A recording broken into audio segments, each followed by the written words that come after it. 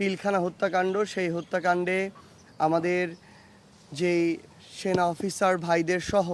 আরও যাদেরকে নির্মমভাবে হত্যা করা হয়েছে তাদের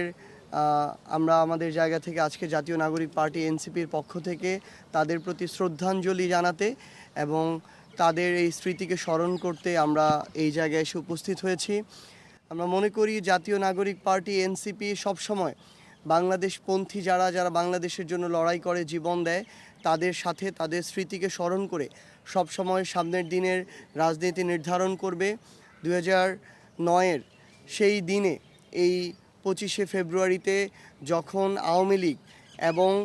সংশ্লিষ্ট আরও বিভিন্ন অংশীদার তারা প্রত্যক্ষ এবং পরোক্ষভাবে পরিকল্পনা করে আমাদের বাংলাদেশ সেনাবাহিনীকে দুর্বল করার জন্য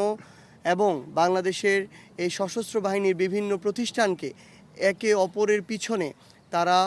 লেলিয়ে দিয়ে যেভাবে এত বড় একটি হত্যাকাণ্ড ঘটিয়েছে, এটা বাংলাদেশের ইতিহাসে একটা খারাপ দৃষ্টান্ত হয়ে সবসময় থাকবে। সবচেয়ে সুস্বাদু হালিম রাঁধুনি হালিম, হালিম হোক রাঁধুনি হালিম। সেটা থেকে আমরা আমাদের শিক্ষা নিয়ে এবং সেই জায়গাটিকে